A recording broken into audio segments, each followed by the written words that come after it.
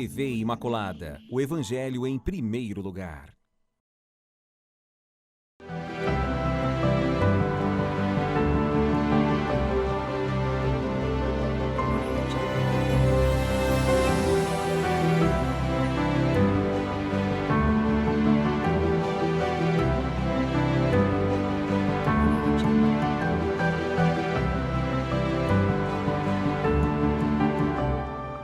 Louvado seja nosso Senhor Jesus Cristo, para sempre Ele seja louvado.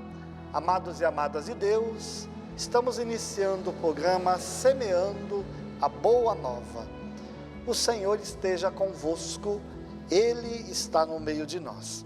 Proclamação do Evangelho de Jesus Cristo, segundo Marcos. Glória a vós, Senhor. Naquele tempo, Jesus saiu da sinagoga e foi com Tiago e João para a casa de Simão e André. A sogra de Simão estava de cama, com febre, e eles logo contaram a Jesus, e ele se aproximou, segurou sua mão e ajudou-a a levantar-se. Então a febre desapareceu e ela começou a servi-los. À tarde, depois do pôr do sol, levaram a Jesus todos os doentes e os possuídos pelo demônio. A cidade inteira se reuniu em frente da casa. Jesus curou muitas pessoas de diversas doenças e expulsou muitos demônios. E não deixava que os demônios falassem, pois sabiam quem ele era. De madrugada, quando ainda estava escuro, Jesus se levantou e foi rezar no lugar deserto. Simão e seus companheiros foram à procura de Jesus. Quando o encontraram, disseram: "Todos estão te procurando." Jesus respondeu: "Vamos a outros lugares, às aldeias da redondeza. Devo pregar também ali, pois foi para isso que eu vim." E andava por toda a Galileia, pregando em suas sinagogas e expulsando os demônios. Palavra da salvação, glória a vós, Senhor. Amados e amadas de Deus, estamos meditando o Evangelho do 5º domingo do tempo comum. E esse Evangelho é uma continuação do Evangelho do domingo passado. Jesus que entra na cidade de Cafarnaum e está na sinagoga. E aqui o texto está dizendo, Jesus sai da sinagoga. Qual sinagoga? Da sinagoga de Cafarnaum. Então eles estão ainda na cidade de Cafarnaum. Domingo passado ele faz a sua pregação na sinagoga da cidade de Cafarnaum. E agora ele sai e vai para a casa de Simão e André. Entendemos que Simão, Pedro e André moravam na cidade de Cafarnaum, porque se lá tinha sua casa, né? Jesus vai para a casa e é na cidade de Cafarnaum, então a gente vai entendendo um pouco a geografia do momento, né? Então, na cidade de Cafarnaum, com os primeiros discípulos, Tiago e João, que são irmãos, e Simão e André, na casa de Simão. A sogra de Simão, a sogra de Pedro, está com febre, e Jesus, chegando perto, cura a sua sogra, melhor dizendo, cura a sogra de Pedro da febre. Aí nós podemos pensar, olha a preocupação de Jesus, porque a febre, mesmo naquela época como hoje, né, não é algo tão grave, né? A não ser que a pessoa esteja com uma febre acima dos 45, 46, 50 graus, por exemplo, que a pessoa vai entrar em delírio, né? Mas a febre é até uma coisa boa, principalmente com as crianças. A febre é importante, porque como é que o pai e a mãe sabem que uma criança não está bem? Quando a criança está com febre. Então, a febre é um termômetro para dizer que a pessoa não está muito bem, né? A criança não sabe falar, criança pequena, então o pai e a mãe viram que a criança está febril, está mais quente, sabe que tem alguma coisa errada no corpo, e precisa ser tratada, né? Então, a febre não era algo tão grave, apenas deixava a pessoa um pouco indisposta, né? Mas por que Jesus cura a sogra de Pedro dessa febre? Para mostrar que Jesus se preocupa com as pequenas coisas. Deus não é somente de curar as grandes coisas, senão nós ficamos olhando um Deus que apenas curava das doenças mais impactantes. E sim, Jesus tinha essa preocupação de curar principalmente as doenças que separavam os filhos e filhas de Deus da sociedade. A lepra principalmente era uma doença que separava totalmente, não só do convívio com os outros, mas do próprio convívio familiar. A pessoa era expulsa da sua casa, não podia permanecer com os da sua casa, né?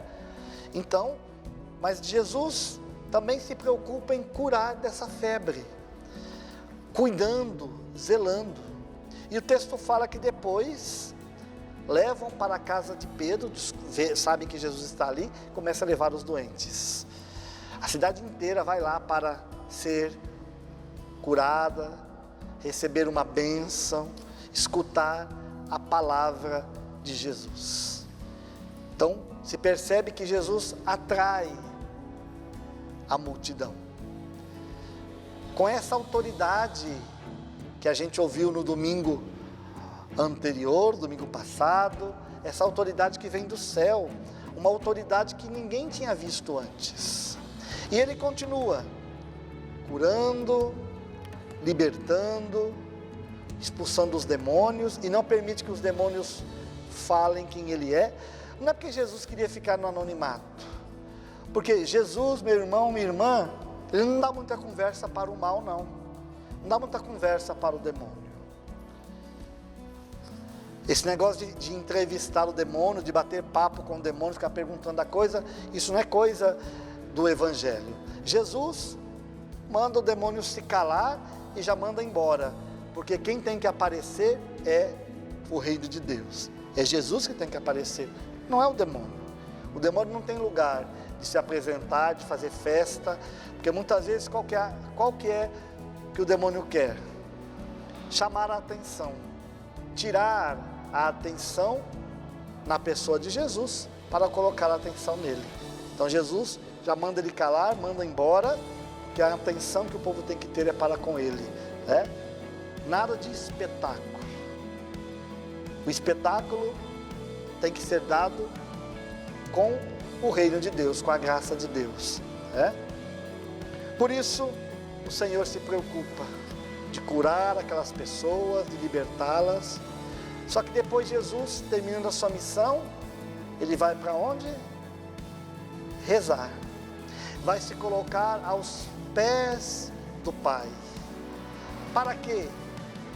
Para ter forças e principalmente para seguir as orientações certas. Meu irmão, minha irmã, se Jesus, sendo Deus, tinha seus momentos de intimidade com o Pai, imagina nós. Nós também precisamos da oração. Cada um de nós precisamos tirar um tempo para rezar, um tempo para nos colocar diante de Deus. E meu irmão, minha irmã, como hoje as pessoas não têm mais tempo para a oração. Muitas vezes as pessoas dizem assim, não, eu não tenho tempo para rezar, eu tenho muita coisa para fazer. Só que nós temos tempo de ficar grudados muitas vezes numa tela de um celular, conversando, respondendo coisas desnecessárias, e não temos tempo para a oração. Então nós precisamos rezar. Se a gente quer ter essa força maior para, junto com Jesus, vencer tanta maldade que existe no mundo, nós precisamos da oração. Sem oração nós não chegamos a lugar nenhum. Sem oração nós estamos fracassados na nossa caminhada. Sem a oração a gente não tem forças para dizer não às investidas do mal. E aí a gente se cansa, aparecem as provações, a gente já abandona tudo, né? Porque a gente não reza. Então, assim como Jesus, nós precisamos rezar. Perder tempo, como se diz, né? Para estar perto de Jesus. Que na verdade não é perder tempo. Quando nós rezamos, nós ganhamos tempo, né? Então nós precisamos assumir isso. E não é essa oraçãozinha, meu irmão, minha irmã, desculpe dizer, se levanta de manhã, faz malemar o nome do Pai, aí reza um Pai Nosso, uma Maria, já fez a sua oração, aí passa o dia inteiro na correria, chega à noite, né? Faz mais o nome do Pai, de qualquer jeito, e reza um Pai Nosso, uma Maria e cai na cama. Isso não é oração, né? Isso não é oração. Oração, nós temos que ter tempo, organizar a nossa vida para rezar, para estar diante de Jesus, para meditar a sua palavra. Não dá para se fazer oração com menos de meia hora, não dá. Agora, eu sempre gosto de fazer cálculos, quando nós falamos de oração, de rezar. Por quê? Porque as pessoas muitas vezes são muito racionais, né? Então, rapidinho, se nós temos 24 horas no dia, vamos colocar aí que nós dormimos 8 horas, né? Por noite, 8 horas que seria o ideal, né? Então vai sobrar para nós aí as 16 horas, não é isso? Dessas 16, não vai dizer que nós trabalhamos essas 16 horas, não trabalhamos, né? Vai sobrar aí, se nós trabalharmos 16 horas é difícil. Dizer que eu não tenho tempo dessas 16 horas de tirar meia hora para a oração, desculpa, é que nós estamos desorganizados e nós não damos prioridade ao que é mais importante. Estamos dizendo que nós não priorizamos Deus. Deus não é tão importante que eu não tiro meia hora para falar com Ele. Então, meu irmão, minha irmã, está aí uma orientação. Se você não tira pelo menos meia hora para estar com Deus, para rezar, você está demonstrando através disso, meu irmão, minha irmã, que você não coloca Deus como prioridade na sua vida. Me desculpe, mas Deus não é prioridade. Tudo é mais prioridade e Deus fica sempre em último plano. Então comece a mudar a sua postura. Comece agora a rezar, a colocar Deus na sua vida, na sua caminhada.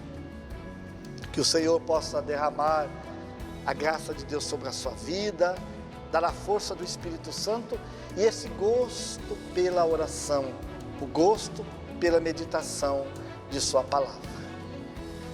E que através das mãos generosas de Nossa Senhora, de São José e de Santo Agostinho, o Senhor possa te abençoar. O Senhor esteja convosco, Ele está no meio de nós. Abençoe-vos Deus Todo-Poderoso, Pai, Filho e Espírito Santo. Amém. Salve Maria Imaculada.